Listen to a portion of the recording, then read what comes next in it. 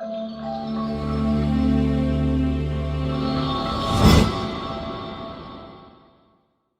back to the channel. My name is Ryan, and today we are discussing Tennessee versus Georgia. This was the matchup that, and for at least the SEC East, that everyone marked on their calendars to start this year. Watch out for this week. This is the main game. This will decide the East, and guess what? It's not. It's not deciding the East, but it has a lot of implications that are very important. So we're going to discuss that. First of all, I'd like to say this is the first video in a long time that I'm not wearing a hoodie. I'm outside of live reactions. I'm not wearing a hoodie.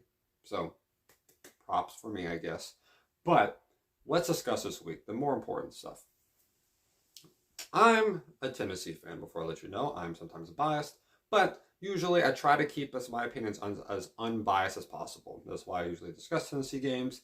It's because of that. I bet if you've watched my other videos, you can tell, or you already know, that I'm a fan of that. But, you're playing Georgia. Georgia has a lot riding on the line.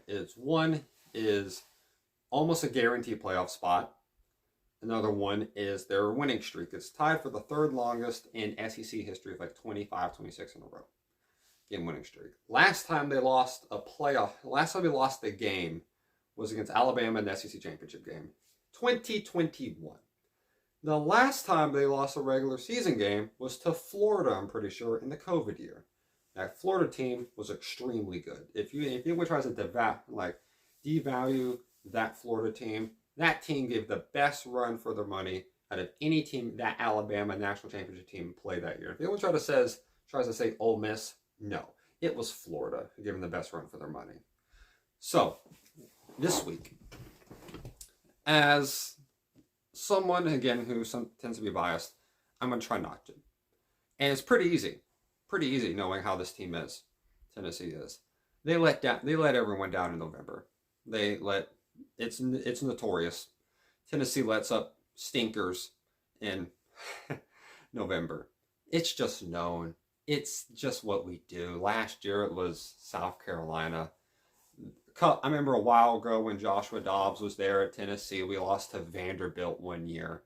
Like, when we had a good team, like, why do we do this to ourselves? I don't know why, but we do. We keep coming back to the same problems that we have. Yeah, it's our fault, but it's not at the same time, because we don't play the game, so we just support the team. So, yeah. But the main matchup this week between these two is, can Tennessee's run game work? That's the main thing. Can Tennessee's run game work?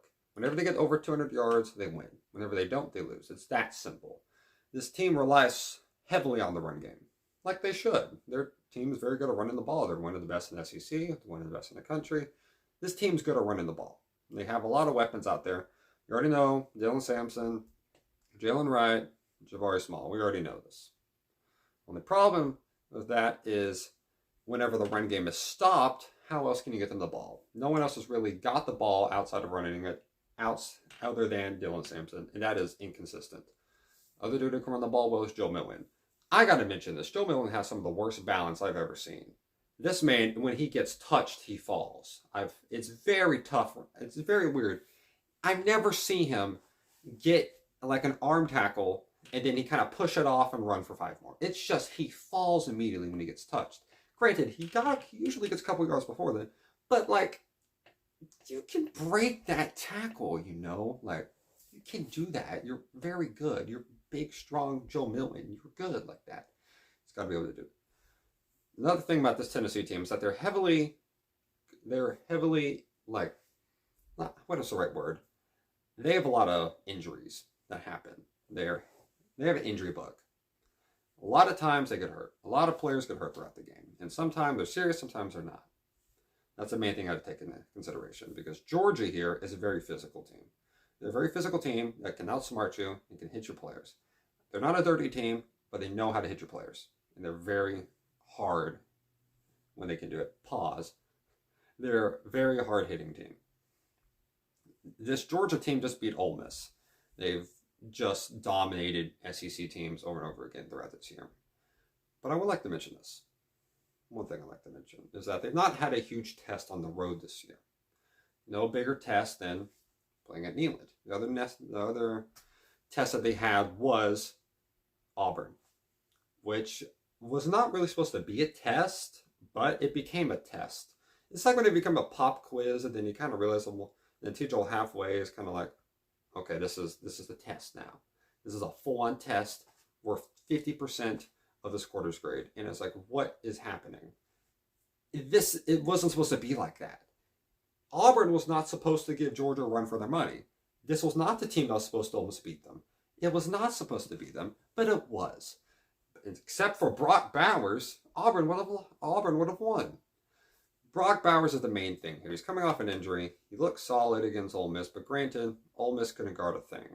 They just couldn't. A lot of teams have had that problem this year against Georgia. They just can't guard all their guys. They have so many players that can do good things. They have so many guys that can just make their own plays. It's very tough to guard. Another thing, offensive linemen for Georgia are very good. They're very good at that stuff. And a lot of teams get hope because Georgia consistently gives up touchdowns to start off games. It's like 4 games in a row they've let the opposing team get a touchdown to start off. And then they end up stopping them. They figure out some adjustments midway the first or second quarter, and then they kind of just carry on, get like a 10-point lead heading in the second half, and then they just carry on and dominate for the rest. Well, at least a 10-point lead.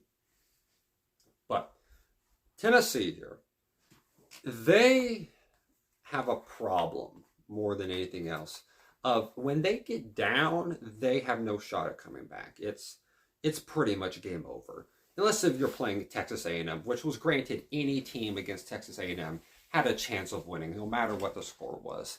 Because that's just how A&M is. No matter what the score is, they'll probably let you back in it. And that's what happened. Let them back in it. So, Tennessee's got to be able to hold a lead. They've got to be able to get a lead and hold it for long enough. That's what Auburn did. Held the lead for long, and then they just couldn't finish it out when they had to. Tennessee's offensive players have to perform very well, but most importantly, their defensive guys have to perform well. James Pierce got to make big plays. Aaron Beasley does. You have Tom McDonald. I forgot the dude's name. McDonald, number 12. You have Danico Slaughter. You have players that can make plays. I'm sorry, I'm pretty bad with names. But you have players that can make plays. You got to be able to make them. Another thing, you can't have these penalties. If Tennessee has any chance of winning this one, they can't have these penalties. You lead it, and particularly we lead in SEC in turnovers. You can't, not turnovers, in penalties. You can't do that. You just can't against Georgia. They take advantage of those with ease. The main thing, one of the main things about this game is you got to be able to have this crowd pump in this whole game. They're gonna start off the game like that. You got to be able to continue it. When Neyland's rocking, it's very tough to beat. They've won like 16 straight at home. It's very good. Last loss at home though was against Georgia.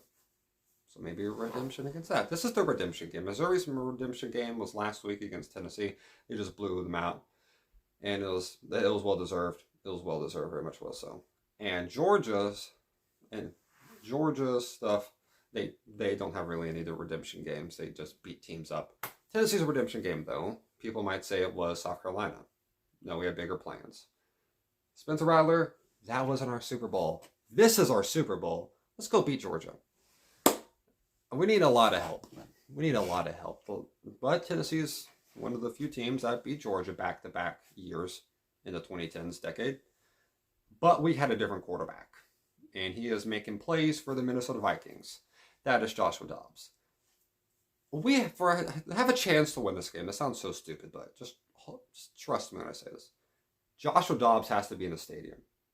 The lore of Joshua Dobbs has to be there because he's made 21-3 comeback and a 17-0 comeback on the road against Georgia and finish off with one of the most famous plays in the history of Tennessee football.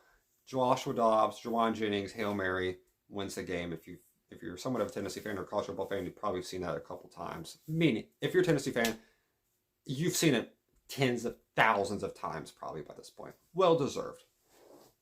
Yeah, stuff like that. Georgia, a lot of playmakers. They have a very good defense. Tennessee, defense is inconsistent. Look kind of bad if Kamal had it. I don't trust that. Tennessee's got to make a couple plays offensively. This game could be close, but Georgia's just super good. I don't see this train stopping yet for Georgia. I got this game being 42-31 31. Give me Georgia. I don't like saying that, but I have to rock with that. I have a lot of injuries for Tennessee.